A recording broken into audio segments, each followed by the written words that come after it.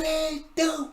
Dream Team, it's your boy Neal back with another reaction video, guys. Here we are with why Finland schools outperform most others across the developed world. I'm intrigued at this because I think they said Finland or some country over there was like the top education system in the world. So I'm very intrigued. I want to see why. What's going on over there? Before we find out, make sure you subscribe, ring notification bell, get a video a thumbs up.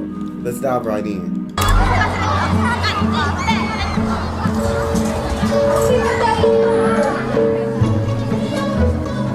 It's 8 a.m. on a cold morning in the suburbs of Helsinki, and these primary school children are getting ready for class.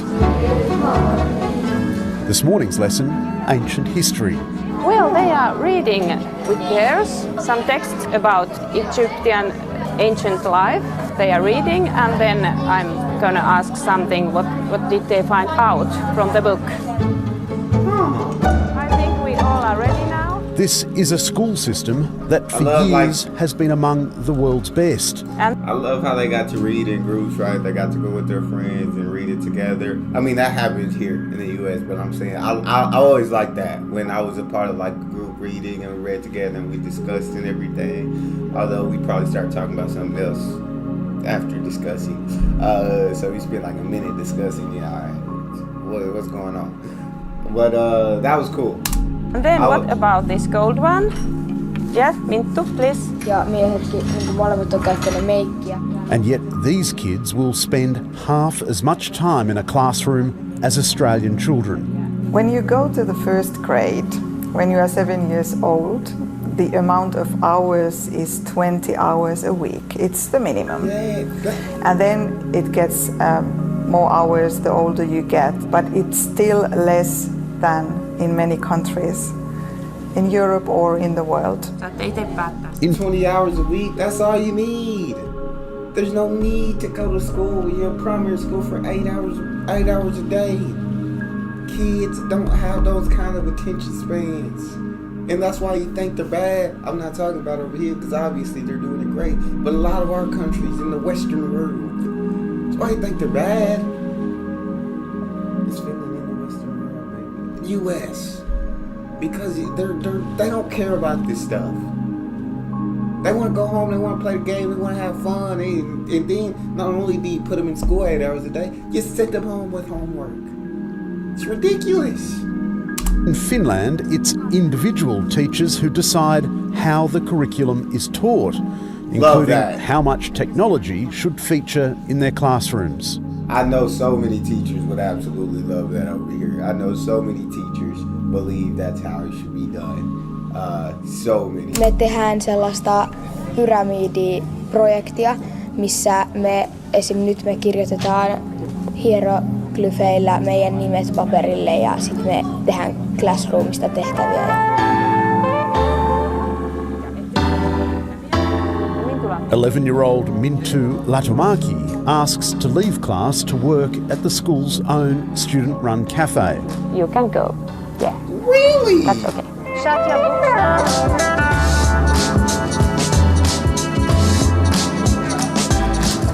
Hello.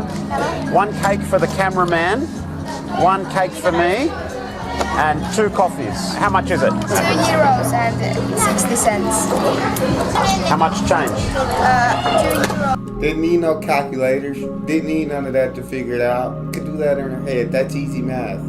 Easy math. Didn't need anything. 40 cents. Ketos. Perfect. Is there a tip jar? Do you have tips? No tips. Okay. In Finland, school lunches, like books and excursions, are free. The kids select what they want, sit down with their friends and teachers to eat before they clean up after themselves. Come on, Finland, I'm sold. Finland, I am absolutely sold. Love it. School lunches. Kids should eat free. Kids should not have to pay for their food because there are so many families where kids can't afford. But even if you can't afford, you know what I'm saying? You send your kid to school, they should be able to eat free. Unless there's an option where they want to buy stuff. Like there's different food, like bags of chips and all that type of stuff. Okay, like slushies and sodas and all that. Okay, you gotta buy that. But other than that, food should be free. Rug up again to play outside. Some play a raucous version of soccer. Some play basketball, while others wait for the hockey rink to open. So though, there are plenty of options for bad weather days too. The facilities in this school are just amazing. Outside we saw an ice skating rink, and in here where the kids can play at lunchtime, there's a ping pong table, a pool table, and in here for the cold winter days they've got a room full of beanbags and couches, and there's even a PlayStation in the corner. It seems like it's such a rich school, you must get more money than other schools. No, we don't. It saves money for everyone, actually. They take and borrow books. In Finland, schools are not allowed to raise private funds or to charge fees from parents.